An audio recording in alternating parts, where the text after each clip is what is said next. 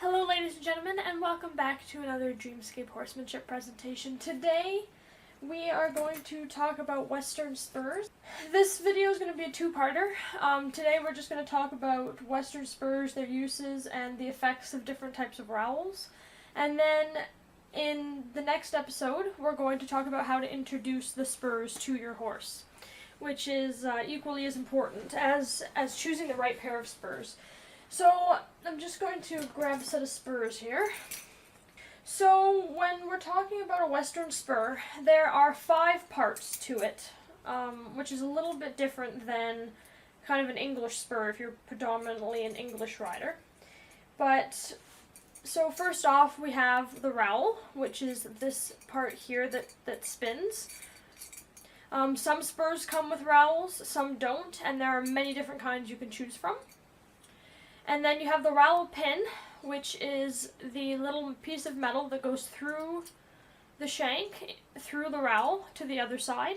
That holds your rowel onto the spur shank, which leads us to part number 3, which is the shank. And that's the part of the spur that actually sticks out away from your boot.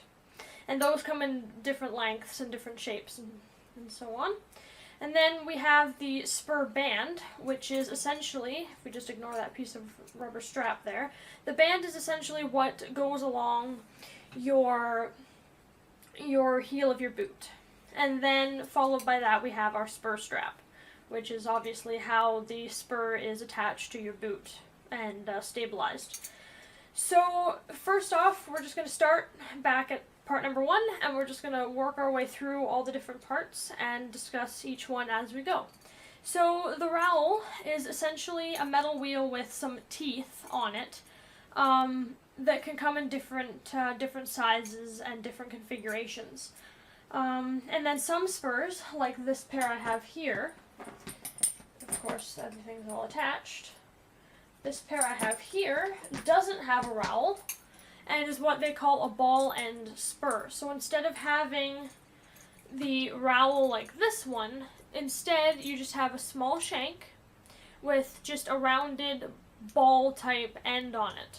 And they are considered the most mild form of Western spur for a variety of reasons. One, you just have the ball, there's no teeth on it, it doesn't move. And normally the shanks on the ball spurs are fairly short, and we'll get to why that affects the horse slightly later on. But the ball here, if I can just bring it up closer, because it's wider than the shank, you're going to have more pressure distribution with the ball end than you would the side of a rowel, because the side of a rowel is quite narrow in comparison to the size of the ball. And I'll have a picture in the right-hand corner here zoomed in for you so you can see. But that just helps distribute the pressure on your horse's side better or more mildly than a rowel would. So they're great for riders that are just learning how to use spurs, for horses that are maybe just learning how to accept spurs, might have a little bit more sensitive sides than other horses. Or if your horse is, like I said, with sensitive sides and they just need a little bit more from a leg cue than can be provided with just your leg, but they don't need the full effect of a spur with a rowel. And like I said, the majority of the ball spurs come with a slightly shorter shank, and we'll get to that later. So when we were talking about rowels, and I have quite a few different pairs here, so let's see, this pair has, so when we're talking about rowels, the number of teeth that the rowel has, which is basically the number of points, so this is what they would call a 10-point star, and I'll zoom in on it in the right-hand corner here. And so it has 10 teeth, or 10 points to it. This rowel here, which it might be a little hard to see, but it is what they call a clover leaf. And it only has about 5 different points, and the points are flat, and there's not much of a gap in between. So the size of the teeth, the way the tooth is shaped, and the amount of space between each tooth is what dictates how severe a rowel can be on your horse's side. So out of all the ones I have, the least severe would be this rowel here, and this is what they call a rosebud. And it basically it's very small, so when you have it on an actual spur, there's not a whole lot of it actually sticking out past the end of your shank.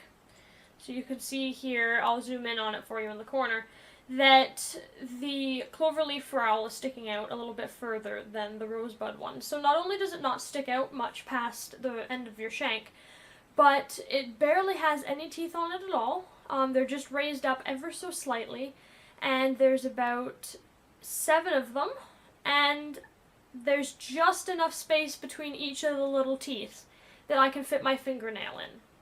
So an excellent way to kind of feel how a mild rowel feels in comparison to a slightly more severe one is just rub it on the back of your hand, or the palm of your hand. So I can push in and I can roll it, and it really doesn't feel like anything. So this would be what's considered your most mild form of rowel. Some of the other ones I have, like this one's probably the most severe out of all the ones I have, and there's a reason why it's not actually on any of my spurs. So it has 10 teeth. The teeth are fairly narrow. Again, I'll zoom in the corner for you. The points on the teeth are fairly narrow in comparison to another set of rowels, which I'll show you here in a second. And the space between them is probably the biggest space out of all the rowels that I have.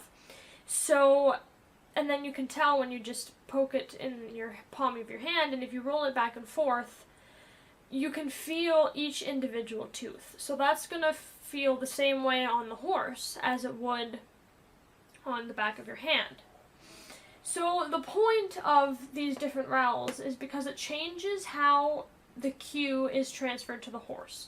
So, for example, fewer teeth that are spaced further apart, or teeth with a pointier edge. So this one has the teeth with a pointier edge. This one has a fewer amount of teeth. It's just a basic star rowel. Fewer amount of teeth, but they're spaced far apart. And even though they are rounded, this one's still going to be more severe, but this one is coming in close second. And it's because there's such a space between each tooth that when I poke it into my hand, I can still feel each individual tooth. And so that creates more of a jab to the horse. And when used correctly by an experienced rider, these can serve as an excellent teaching tool. It teaches the horse to give more of a prompt response to the leg cue. And horses with thick sides, or if you're riding them in the wintertime and they have a really heavy winter coat, you need something with a little bit more pressure to be able to cue the horse. So rowels like this can actually be extremely helpful when they're used in the right circumstances. And then teeth that have a wider edge, or more teeth that are spaced closer together, which brings me to this next rowel, are a little bit more mild than the previous two that I showed you. So this one is a rather large rowel, but the teeth are very wide, and again, I can only stick my pinky finger in between the holes. So when I rub it on my hand, I just feel a solid surface. I can't actually feel the spaces between the teeth. And the same goes for this one. This one, I believe, is either a 12 or a 16 point rowel. Don't even ask me to count right now because I won't even be able to remember my place because I have to rotate it through the spur. So even though it looks really severe, because you're like, wow, it's a really big, round rowel, there's lots of teeth, each teeth is squared off, much in the similar fashion as this one. And there's quite a few of them, and I can't get my fingernail between the, like right down to where the teeth exit the rowel. So I can get my pinky in the first little bit, but I can't get all the way down, and neither I can stick my pinky in this one. So these two are probably about the same level of pressure that would be applied to the horse. And so if I roll this up and down my hand, I just feel a solid surface. Even though it's rolling, I cannot feel each individual tooth. So that makes it a bit more milder. So these types of rowels are perfect for introducing a horse to spurs, if you don't happen to have a pair of ball spurs. Or for those that have a little bit more sensitivity in their sides and you need a little bit more pressure without sending them flying forward or flying sideways. And it helps create a little bit more of a prompt response to the leg, or a more precise response if you're really getting into the nitty-gritty movements like pivots or side passes, or even advanced leg yielding. You need the horse to be able to move in just the right way. Then a pair of just light rowels would be excellent. So that's pretty much in terms of rowels. So next up is the Rattle Pin, and I'm just going to grab my trusty pair of spurs here. Toss these ones back for a second. So the Rattle Pin is just what holds the spur on, or the rowel onto the spur, sorry. And you can either get them with a permanent spur pin, which there's links in the description below, and if you click on them, it shows you kind of the best companies for each type of spur. So you can either have a permanent pin, which is permanently attached to your spur, or you can have removable pins, and I'll put a picture again in the right hand corner, that have a cotter pin that actually holds the rowel pin in place.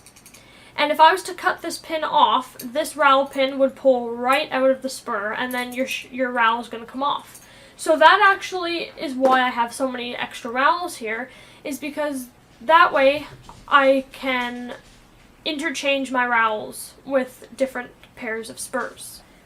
So because of that, most often when I recommend a pair of spurs for someone who's buying spurs for the first time, or if they're just purchasing a new pair, I normally recommend that they get one with a interchangeable rowel, which just means that the pin can be removed. It ends up being way cheaper in the long run to buy a pair of spurs that can be changed, the rowels can be changed, than it is to go and buy countless amounts of spurs. Now, the reason I have so many is because the shanks are different lengths, and that's the next part we're going to talk about.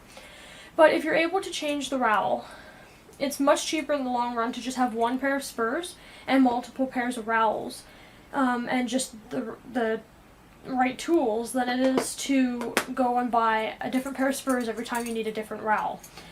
The reason for that is the average cost of a good quality pair of spurs, like these ones for example, come from Western Rawhide. It's about $50 to $60 if you want a good quality pair of spurs. The average cost of spur straps, which, because they're difficult to get on and off, it's best to have a pair of spur straps for each pair of spurs. The average pair of spur straps is about $30.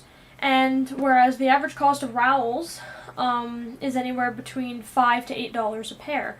So rather than spending, $60 every time you need a new rowel, if you happen to have a pin that can't be removed, so you're spending $50 to $60 every time you need to change something up if you buy a new horse, or if your horse just requires something different now, rather than only spending about $60 on a good quality pair with a changeable rowel, then you're only going to be spending about a maximum of $8 every time you need to change your rowels. And they do sell extra pins and cotter pins separately, and you can get a whole package of them for about $1. So it's definitely worth the investment to just buy a good quality pair of rowels that have an interchangeable spur pin. So the next thing we're going to talk about is the shank. And in addition to the rowel, the shank is the next most important thing when choosing a Western spur. As if choosing a Western spur wasn't already complicated enough with all the different types of rowels. But the length of the spur shank also has an effect on the type of cue you're giving your horse. So the length of the shank that you're actually going to need is dependent upon three things. The conformation of your horse's barrel, which is their middle section, where your legs are in contact with, the length of your leg as a rider, and the amount of cue you want to be giving your horse. So a shorter shank, like the ball spurs here, or I should have disattached all of these spurs before the video. Or a shank like this with a rowel. So both of these shanks are fairly short. So it's less than the length of my index finger. It's about half the length of my index finger. And same as this one, from knuckle to about my middle knuckle. So it's less than half the length of my finger. So that is what they consider a shorter shank, and it's useful for subtle cues. It's great for novice riders that are moving into spurs for the first time, if young horses that are being introduced to spurs, or when you just need that little bit extra leg pressure to gain the response you need. Depending on where you're buying your Western spurs, some shorter shanked spurs can be harder to come by. Western Rawhide is an excellent company if you're looking for a short shank spur. And most often if you're looking for a ball type spur, the best or the most common option is the shorter shank. So moving on to kind of your medium shank, I have two different kinds here. So this one is a medium shank, so it's a little bit longer than the shorter shank, where it comes to just ahead of my knuckle on my index finger. And this one here is also considered a medium length spur, and same thing, it comes to just past that knuckle. So you can see how this one kind of comes out and it angles downwards more than this one does. This one just has a gentle curve in it. So medium shanks on Western spurs are by far the most common type of spur, or type of shank length, and most medium shanks are slightly shaped, like the two that I've showed you here. And these medium shanks are great for riders that have an independent leg, that they are able to control their leg position enough, and they already kind of know how to use a Western spur, because the longer shank you get, the more likely it is for you to accidentally bump your horse when you're riding around. So that's why it's important that when you get past a short shank spur, that you know how to independently control your leg position in order to prevent you from accidentally cueing your horse or spurring them forward. So, and it's also good for the average horse that is ready to transition into learning more advanced maneuvers. So I normally whip out a medium shank spur if I'm teaching a horse that already has at least 90 days on them. That's just my personal preference. All the colts that I start don't get introduced to spurs until that time. And I normally introduce them once I start teaching them some lateral movements like leg yields, pivots, side passes, etc. And I only bring them out if they're actually having a little bit of trouble responding to that leg cue, because I just want to give them a little bit more pressure, and then once they respond well, I take them off.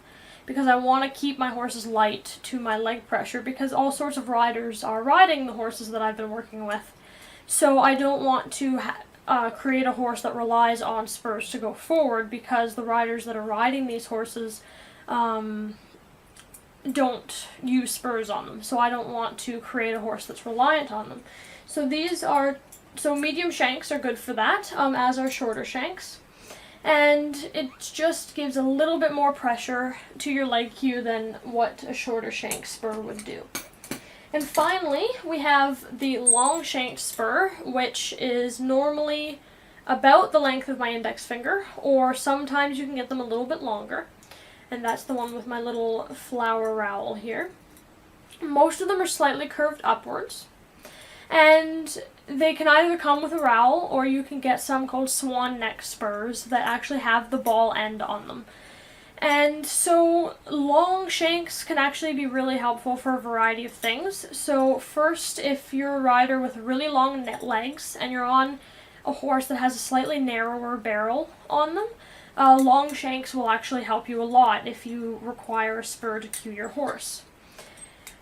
Or if you're a short-legged rider on a horse that has a really wide barrel, the same type of use comes from a long shanked spur. The longer shank in that case assists the rider in applying a spur cue without having to dramatically alter their leg position. which especially when you're in a competition scenario, you don't want to be drastically changing your position to cue your horse. You want everything to remain flawless and make it look like you're not actually cueing your horse, but you still have the ability to make your horse complete the task that you're asking them to do. Whereas a shorter shank would require you to really twist your leg, so instead of holding your foot parallel to the horse's side, a shorter shank would require you to have to tilt your toe out and bump the horse with your spur, whereas the longer shank gives you the ability to remain in your proper leg position, and if you must, you just tip your toe ever so slightly in order to cue your horse, instead of a short shank where you'd really have to turn and drive the spur towards the horse. So for the average horse and rider, a long shank requires a lot more knowledge on how to use a spur, how the spur affects the horse, and again, the control of your leg position. So if you're new to spurs, you don't want to jump right into a long shank. A short shank or a medium shank would be just fine.